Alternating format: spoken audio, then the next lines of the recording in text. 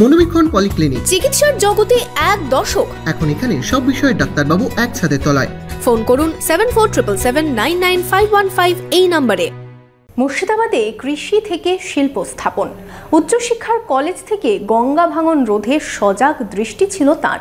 কখনো রাজনৈতিক কাজে, কখনো প্রশাসনিক কাজে বারবার এসেছেন মুর্শিদাবাদে।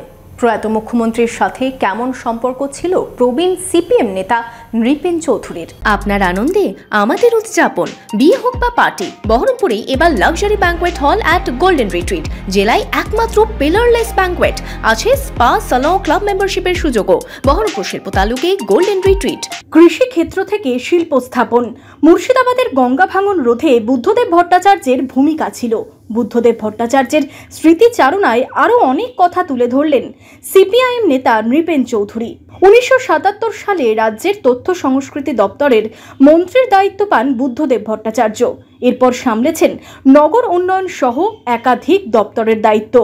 2000 সালের 6 নভেম্বর থেকে 2011 সালের 13 মে অবধি রাজ্যের সপ্তম মুখ্যমন্ত্রীর দায়িত্ব পালন করেন তিনি। কখনো রাজনৈতিক কাজে, কখনো প্রশাসনিক কাজে বারবার এসেছেন মুর্শিদাবাদে। জেলার সঙ্গে ছিল তার নিবিড় যোগাযোগ। মুর্শিদাবাদ জেলার উন্নয়নের কাজে আমি যখন সভাধিপতি ছিলাম, সহযোগিতা করেছেন। শিল্প গড়ার ক্ষেত্রে যারা শিল্পের কাজ করে তাদের পাঠিয়েছেন।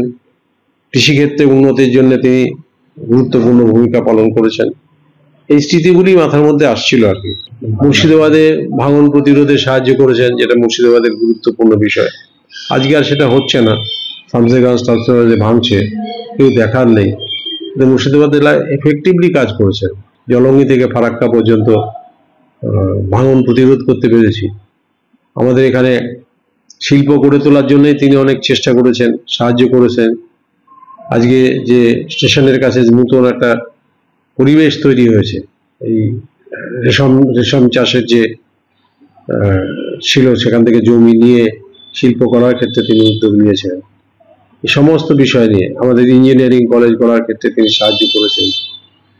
তারপরে শামসেরগঞ্জ ঔরঙ্গাবাদে ওইখানে তিনি এই MBA কলেজ তিনি করার সাহায্য করেছেন, বিভিন্নভাবে সাহায্য করেছেন।